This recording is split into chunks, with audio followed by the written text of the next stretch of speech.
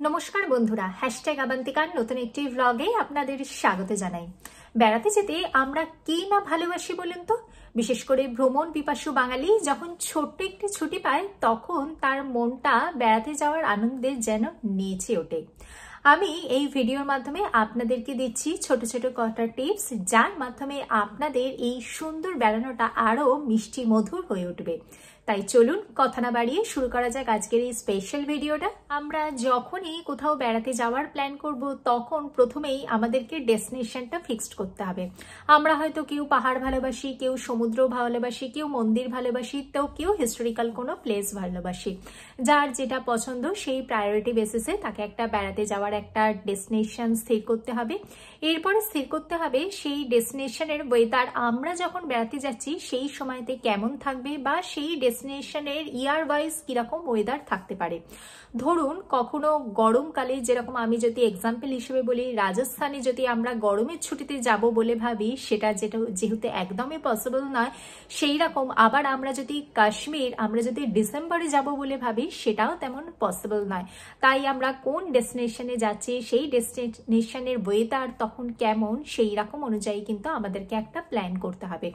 অনেক সময়তেই সিজন টাইমে কিন্তু অনেক জায়গার প্রাইস অনেক বেশি থেকে থাকে, যেমন ধরুন ফ্লাইট, হোটেল, সমস্ত কিছুর প্রাইসে যেহেতু অনেক বেশি থাকে, তাই আমরা একটা ছোট্ট টিপস দিতে চাই যে আপনারা যদি ধরুন মে টু অগাস্ট যদি কোথাও যদি সিজন টাইম থেকে থাকে, তাহলে আমরা যদি মার্চের শেষ থেকে এপ্রিলের শুরু, বা ওইদিকে সেপ্টেম্বরের শেষ থেকে অক্টোবরের শুরু, এই টাইমগুলো যাই, এই টাইমগুলোতে যেহেতু শোল্ডার সিজনে প্রাইস কিন্তু তুলনামূলকভাবে সিজন টাইমের থেকে একটু কম থেকে থাকে, তাহলে কিন্তু আমাদের বাজেটটা কিন্তু অনেকটাই কম হয়ে থাকবে।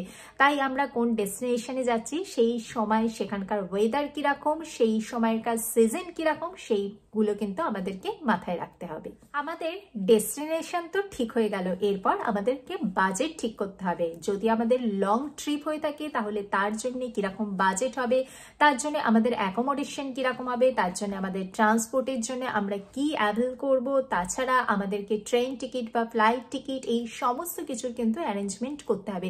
সেই অনুযায়ী কিন্তু আমাদেরকে বাজেট প্ল্যান করতে হবে। বাজেট প্ল্যান করার সময় আরেকটি কথা বলি, আমরা যা টোটাল বাজেট করব তার সাথে কিন্তু আরো 20% কিন্তু আমরা এক্সট্রা রাখবো, কারণ সেটা কিন্তু কোনো না কোনো খাতে হয়তো আমাদের খরচা হয়ে যেতেই পারে।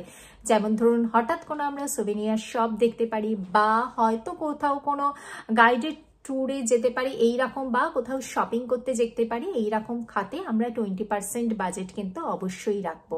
এরপরে আসি সিকিউরিটির দিকটা। আমরা সিকিউরিটির দিকটা কিন্তু অবশ্যই মাথায় রাখবো। আমরা যেখানে যাচ্ছি সেইখানেতে সিকিউরিটি কিরকম, সেখানকার পুলিশ স্টেশনের নাম্বার, এগুলো আমরা কিন্তু নোট করে রাখবো। অবশ্যই আমরা চেষ্টা করব ডে লাইটে কিন্তু ট্রাভেল করার জন্য। এছাড়া আমাদের যে মোবাইল কানেকশন, সেই মোবাইল কানেকশন সম্পর্কে ডিটেলেতে ধারণা একটা করে রাখবো, এবং সেখানেতে কিন্তু আমরা অফলাইন ম্যাপও কিন্তু আমরা ডাউনলোড করে রাখবো। তাতে কিন্তু আমাদের অনেকটাই সুবিধা হবে, কারণ সব সময়তেই সব জায়গাতে হয়তো নেটওয়ার্ক কানেকশন থেকে থাকবে না। সেই ব্যাপারগুলো থেকে যাতে আমাদের কোনো অসুবিধা না হয়ে থাকে, তার জন্য আমরা অফলাইন ম্যাপ ডাউনলোড করে রাখবো, হাতেতে ক্যাশ রাখবো, এবং ইম্পর্টেন্ট ডকুমেন্টসগুলো অবশ্যই কিন্তু আমরা নিজেদের কাছে রাখবো। নেক্সট আসছি, আমরা আমাদের হেলথের ব্যাপারেতে সর্বদা সতর্ক থাকবো। আমাদের হেলথে যদি কোনো ইস্যু থেকে থাকে, যেমন ধরুন ব্লাড প্রেশার, ডায়াবেটিস, এইসব যদি কোনো প্রবলেম থেকে থাকে, তাহলে আমরা ডক্টরকে দিয়ে আগে থেকে আমাদের হেলথ চেক আপ করিয়ে রাখবো, এবং প্রয়োজনীয় সমস্ত মেডিসিন সাথে ক্যারি করব।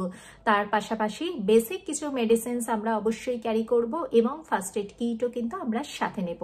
আমরা এমন সময়তেই অনেক জায়গাতেই ভ্রমণ করে থাকি যেখানে হয়তো জলের সবসময়তে পাওয়া যায় না, তাই আমরা সবসময়তে কিন্তু ওয়াটার বটল সাথে ক্যারি করব। আমরা মধ্যবিত্ত বাঙালি, আমরা যখন কোনো ট্রিপ প্ল্যান করি তখন অনেক সময়তেই চেষ্টা করি একটু বাজেট ফ্রেন্ডলি ট্রিপ প্ল্যান করার জন্য।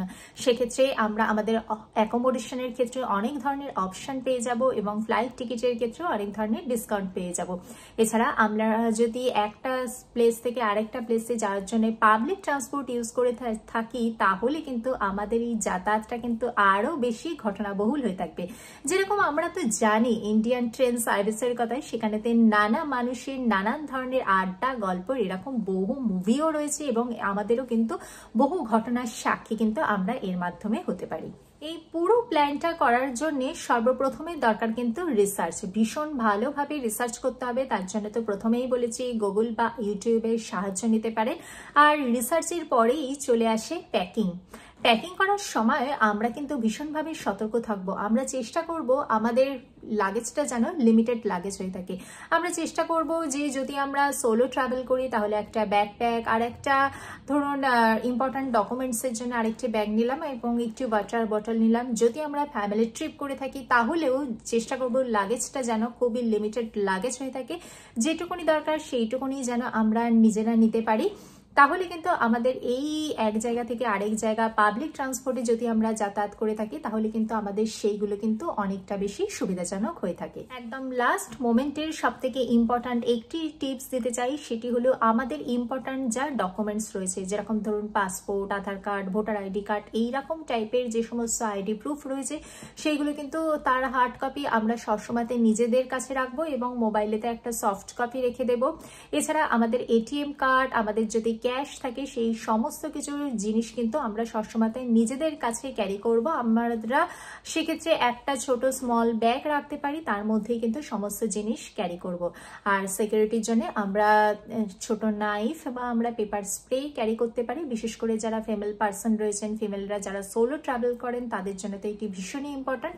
এবং সবসময় চেষ্টা করবেন যে ডে লাইটে ট্রাভেল করার জন্য সেই জায়গা সম্পর্কে সমস্ত রিসার্চ করে নেবেন। আপনারা যে হোটেল বা আপনারা যে হোমস্টেতে থাকবেন সেইখানকার গুগল রিভিউ দেখে নেবেন এবং চেষ্টা করবেন একটু পাবলিক প্লেসে থাকার জন্য।